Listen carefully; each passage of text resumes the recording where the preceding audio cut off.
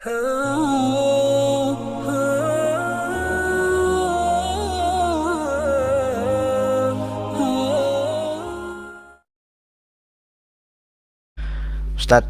kalau kita berguru kepada beberapa orang, kemudian kita jumpai ada bacaan yang berbeda antara guru kita yang satu dengan yang lain, maka manakah yang harus kita ikuti? Nah, ini pertanyaan yang memang mungkin bagi kita yang belajar agama tapi belajar dengan berbagai macam guru, bagaimana kita mengakurkan perkara ini, terutama mungkin perkara ini berkaitan dengan Al-Quran, ya disebutkan bahwa talaqi Al-Quran di sini. Jadi memang talaqi Al-Quran itu memang harus melalui proses yang namanya talaqi musyafahah. Jadi kita belajar Al-Quran itu tidak diperbolehkan secara umum lewat media-media elektronik saja, ya artinya tidak dicukupkan di situ. Jadi tidak dibolehkan itu artinya lazimnya adalah, lazim kalau bahasa Arab itu maksudnya wajib, itu harus berjumpa dengan guru yang bermusyafahah.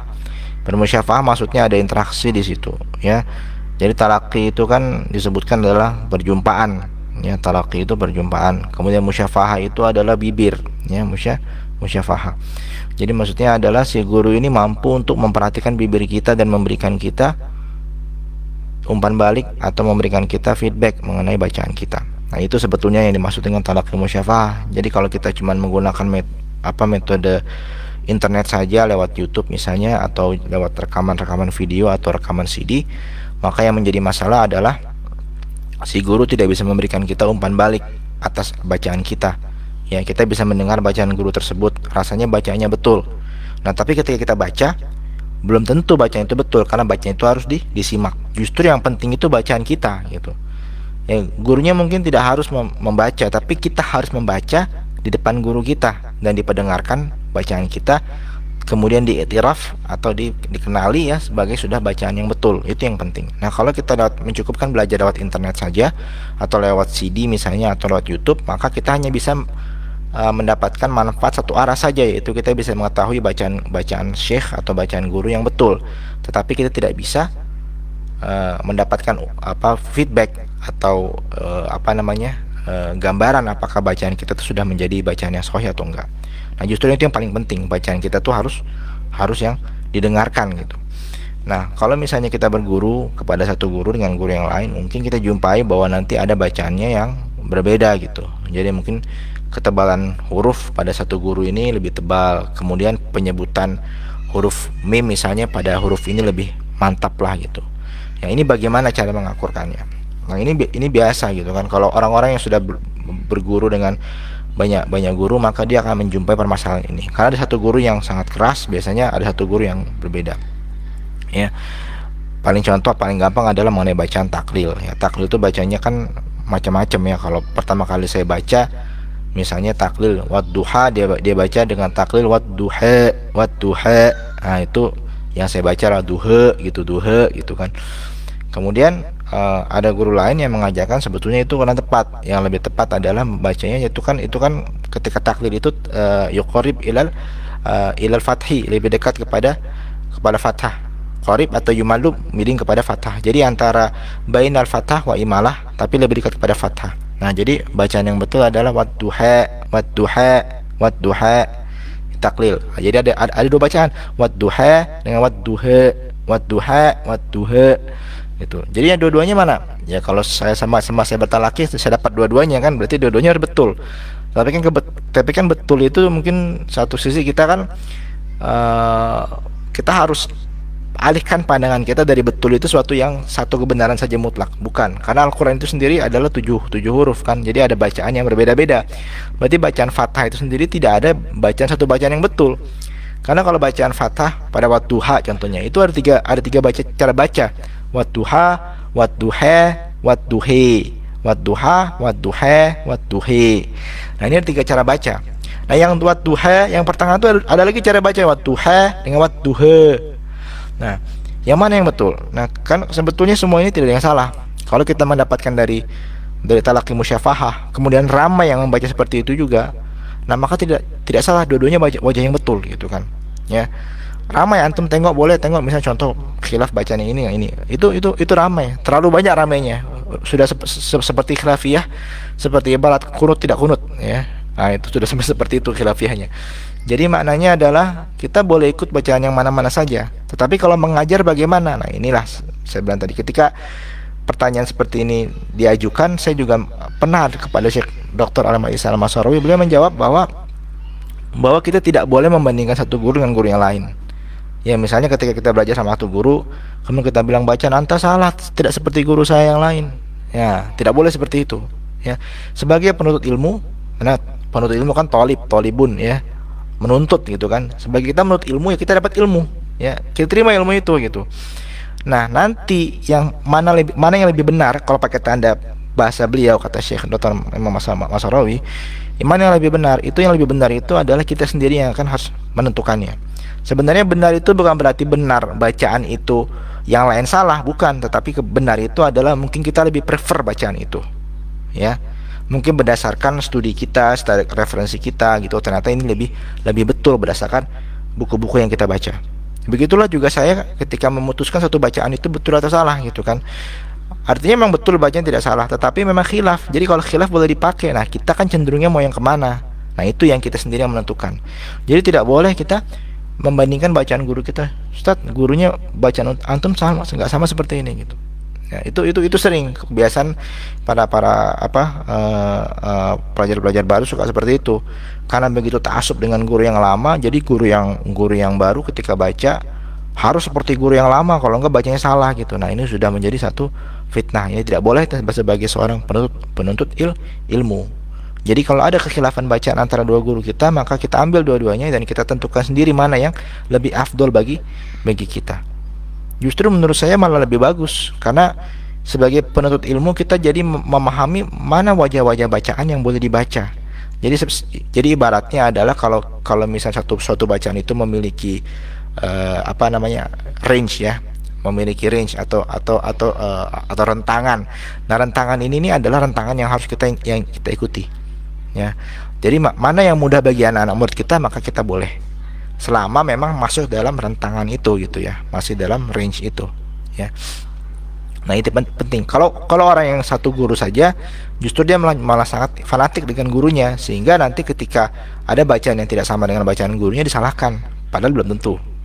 Bisa jadi orang ini yang kurang piknik ya, kurang jalan-jalan dan tidak tahu dunia luar. Nah, ini pentingnya kita berguru dengan guru yang banyak supaya kita bisa memahami bacaan mana saja yang ada di dunia ini gitu.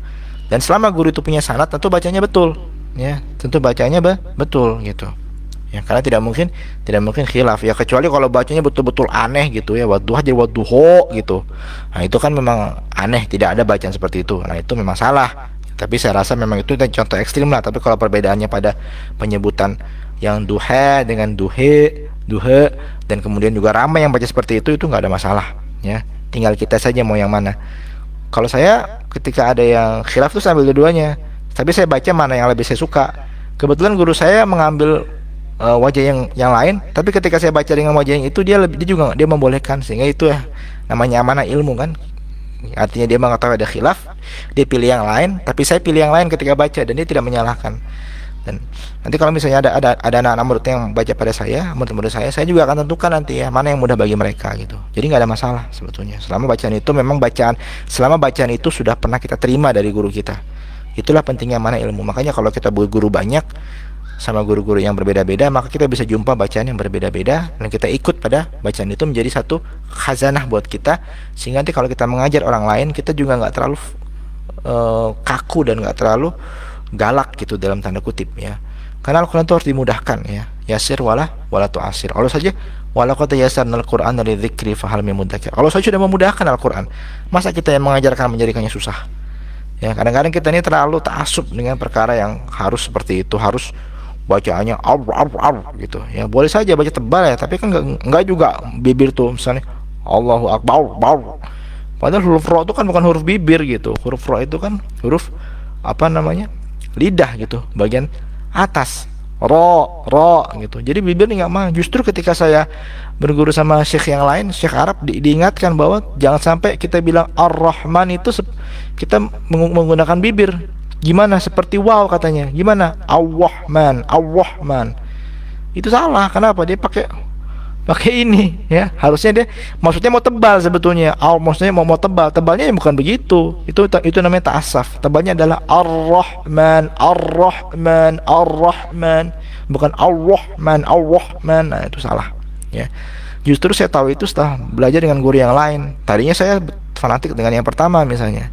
Nah, itulah pentingnya kita berguru. Jadi kita tahu dengan mungkin satu guru itu nggak sempurna gitu. Ada permasalahan mungkin yang dia nggak sadar gitu ya, terlepas gitu. Jadi bukan berarti salah gitu. Mungkin saja gurunya betul, tapi yang salah itu muridnya gitu. Menangkap cara bacaannya. Kemudian ketika muridnya baca, gurunya tidak begitu perasan kalau dia tidak menggunakan lidah.